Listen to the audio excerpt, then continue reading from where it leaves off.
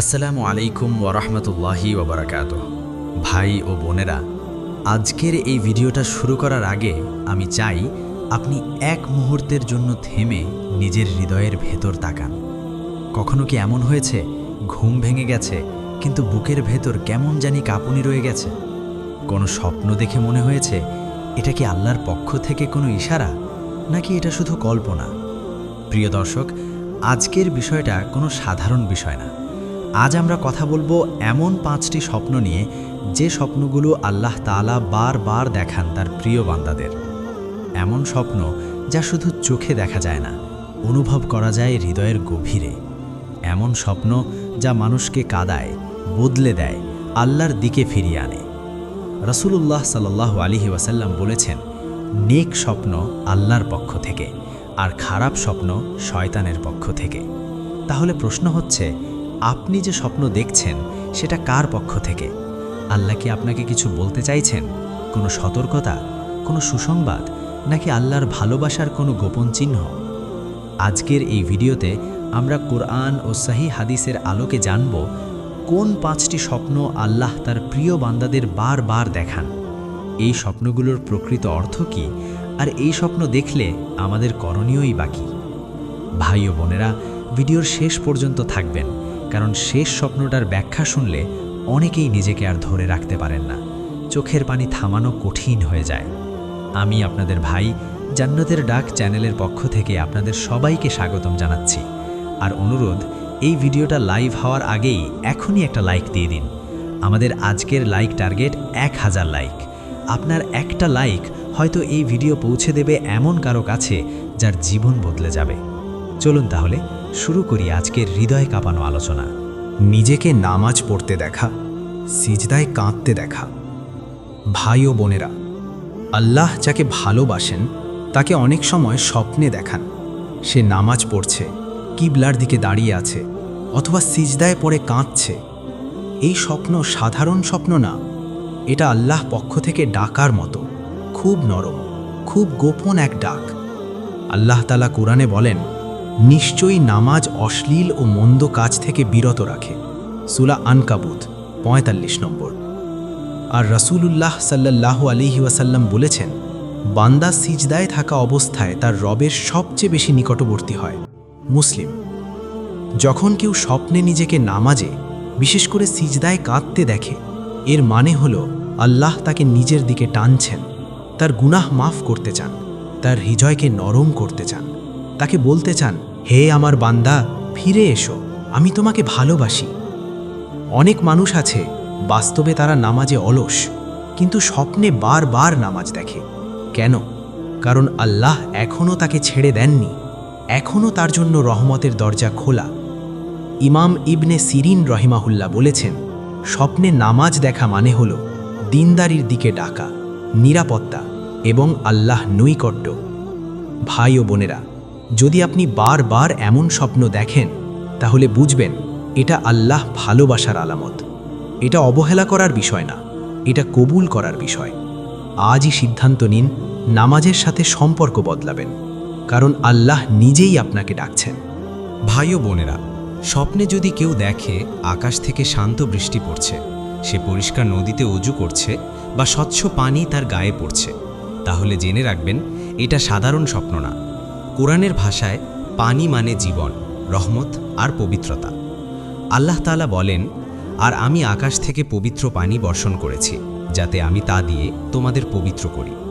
সূরা ফুরকান 48। আর অন্য আয়াতে বলেন, আমি পানি থেকে প্রত্যেক জীবিত বস্তুকে সৃষ্টি করেছি। সূরা আম্বিয়া 30। স্বপ্নে পরিষ্কার পানি দেখা মানে আল্লাহ বান্দার গুনাহ ধুয়ে দিতে চান, তার হৃদয়ের ময়লা পরিষ্কার করতে চান, তার জীবনে রহমতের বৃষ্টি নামাতে চান। অনেক আলেম বলেন, যে ব্যক্তি বারবার এমন স্বপ্ন দেখে তার জন্য শিগগিরই আসে অন্তরের শান্তি, দোয়া কবুল হওয়া আর রিজিকে বরকত। রাসূলুল্লাহ সাল্লাল্লাহু আলাইহি ওয়াসাল্লাম বলেছেন, নেক স্বপ্ন আল্লাহ পক্ষ থেকে। বুখারী। ভাই ও বোনেরা, আপনি হয়তো অনেক কষ্টে আছেন, চোখে মানুষ দেখছে হাসি, কিন্তু হৃদয়ে কান্না। আর ঠিক তখনই আল্লাহ আপনাকে স্বপ্নে পরিষ্কার পানি দেখাচ্ছেন, মানে তিনি বলতে চান, হে আমার বান্দা, তোমার কষ্ট আমি ধুয়ে দিতে চাই। যদি আপনি এমন স্বপ্ন দেখে থাকেন তাহলে শুকরিয়া আদায় করুন, বেশি বেশি ইস্তিগফার পড়ুন, কারণ আল্লাহ আপনাকে নিজের রহমতের দিকে এগিয়ে নিচ্ছেন। নিজেকে সবুজ বাগান, আলো বা জান্নাতি পরিবেশে দেখা। ভাই ও বোনেরা, স্বপ্নে যদি কেউ দেখে সে সবুজ গাছপালা, সুন্দর বাগান, উজ্জ্বল নূর, প্রশান্ত কোনো জায়গায় আছে, বুকের ভেতর অদ্ভুত এক শান্তি নেমে আসে, তাহলে এটা খুব বড় ইশারা। কোরআনে আল্লাহ তাআলা জান্নাতের বর্ণনায় বারবার সবুজ, নূর ও বাগানের কথা বলেছেন। আল্লাহ বলেন, আল্লাহ ঈমানদারদের প্রতিশ্রুতি দিয়েছেন জান্নাতের, যার নিচ দিয়ে নদী প্রবাহিত। সূরা তওবা আয়াত ৭২। আর বলেন, তাদের চেহারায় তুমি নেয়ামতের উজ্জ্বলতা দেখতে পাবে। সূরা মুতাফফিফিন আয়াত ২৪। আলেমগণ বলেন, স্বপ্নে সবুজ দেখা মানে ঈমানের জীবন্ত থাকা, আলো দেখা মানে হিদায়াত, প্রশান্ত বাগান দেখা মানে আল্লাহ বান্দাকে আশার সংবাদ দিচ্ছেন। ইমাম নাবুলসি রহিমাহুল্লাহ বলেন, স্বপ্নে সবুজ বাগান বা নূর দেখা দিনের দৃঢ়তা ও আল্লাহ সন্তুষ্টির আলামত। ভাই ও বোনেরা, যারা দুনিয়ায় কষ্ট পায় কিন্তু হারাম ছাড়ে না, নামাজ আঁকড়ে ধরে, চোখের পানি গোপনে ফেলে, আল্লাহ অনেক সময় তাদের এমন স্বপ্ন দেখান যেন বলে দেন, ধৈর্য ধরো, আমি তোমাকে ভুলে যাইনি। অনেক মানুষ এই স্বপ্ন দেখে কেঁদে ফেলে, কারণ এই স্বপ্নের ভেতর দুনিয়া নেই, এর ভেতর আখিরাতের গন্ধ থাকে। যদি আপনি এমন স্বপ্ন বারবার দেখেন তাহলে বুঝবেন আল্লাহ আপনাকে আশা দিচ্ছেন, আপনাকে শক্ত থাকতে বলছেন। ভাই ও বোনেরা, স্বপ্নে যদি কেউ দেখে সে মারা যাচ্ছে, কাফন পরানো হচ্ছে, কবরের পাশে দাঁড়িয়ে আছে বা খুব অসহায় হয়ে কাঁদছে, তাহলে অনেকেই ঘাবড়ে যায়, ভাবে এটা কি অমঙ্গল? কিন্তু কোরআন, হাদিস ও আলেমদের ব্যাখ্যায় সবসময় এটা অমঙ্গলের স্বপ্ন না। অনেক সময় এটা হয় আল্লাহর পক্ষ থেকে জাগিয়ে দেওয়ার ডাক। আল্লাহ তাআলা বলেন, প্রত্যেক প্রাণীকে মৃত্যুর স্বাদ গ্রহণ করতে হবে। সূরা আলী ইমরান ১৮৫। আর বলেন, হে মুমিনগণ, আল্লাহকে ভয় করো এবং প্রত্যেক ব্যক্তি যেন চিন্তা করে সে আগামীকালের জন্য কি পাঠিয়েছে। সূরা হাসর ১৮। স্বপ্নে মৃত্যু বা কবর দেখা মানে আল্লাহ বান্দাকে আখিরাতের কথা মনে করিয়ে দিচ্ছেন, দুনিয়ার ঘুম ভাঙাতে চাইছেন, তাকে বলতে চান, হে আমার বান্দা, সময় ফুরিয়ে আসছে, আমার দিকে ফিরে এসো। ইমাম ইবনে সিরিন রহিমাহুল্লাহ বলেন, স্বপ্নে মৃত্যু দেখা অনেক সময় গুনাহ থেকে তওবার, জীবন বদলানোর আর আল্লাহর দিকে ফিরে আসার আলামত। ভাই ও বোনেরা, যাকে আল্লাহ ভালোবাসেন তাকে আগে জাগান, ধাক্কা দেন, কাঁপান, কারণ আল্লাহ চান না তার প্রিয় বান্দা গাফেল থেকে হারিয়ে যাক। অনেক মানুষ এই স্বপ্ন দেখার পর নামাজে ফিরে এসেছে, হারাম ছেড়েছে, চোখের পানিতে তওবা করেছে, আর তাদের জীবনই বদলে গেছে। যদি আপনি এমন স্বপ্ন দেখেন, ভয় পাবেন না, বরং সিজদায় পড়ে বলবেন, হে আল্লাহ, তুমি আমাকে ডেকেছ, আমি ফিরে এলাম। ভাই ও বোনেরা, আল্লাহকে ডাকা, রসুল সাল্লাল্লাহু আলাইহি ওয়াসাল্লামকে স্মরণ করা, কাবা বা মসজিদ দেখা, ধোয়া দেখা। ভাই ও বোনেরা, স্বপ্নে যদি কেউ দেখে সে আল্লাহকে ডাকছে, ইয়া আল্লাহ বলে কাঁদছে, রসুলুল্লাহ সাল্লাল্লাহু আলাইহি ওয়াসাল্লামের নাম শুনছে বা তাকে নূরের উপস্থিতি হিসেবে অনুভব করছে, কাবা শরীফ দেখছে, মসজিদে বসে আছে অথবা দুহাত তুলে দোয়া করছে, তাহলে এটা খুব বড় সৌভাগ্যের বিষয়। রসুলুল্লাহ সাল্লাল্লাহু আলাইহি ওয়াসাল্লাম বলেছেন, যে ব্যক্তি আমাকে স্বপ্নে দেখেছে সে অবশ্যই আমাকে সত্যভাবে দেখেছে, কারণ শয়তান আমার আকৃতি ধারণ করতে পারে না। বুখারী এবং মুসলিম। আল্লাহ তাআলা বলেন, যে আল্লাহকে স্মরণ করে তার হৃদয় প্রশান্ত হয়। সূরা রাদ ২৮ নম্বর আয়াত। স্বপ্নে আল্লাহকে ডাকা, ইবাদতের পরিবেশ, কাবা বা মসজিদ দেখা, এর মানে হলো আল্লাহ বান্দাকে নিজের খুব কাছে টেনে নিচ্ছেন, তাকে সম্মান দিচ্ছেন, তাকে জানিয়ে দিচ্ছেন, তুমি আমার আছো, আমি তোমাকে ভুলিনি। অনেক আলেম বলেন, যে ব্যক্তি বারবার এমন স্বপ্ন দেখে তার দোয়া কবুল হওয়ার সময় কাছাকাছি আসে, তার জীবনে বড় পরিবর্তন আসে, তার গুনাহ মাফের রাস্তা খুলে যায়।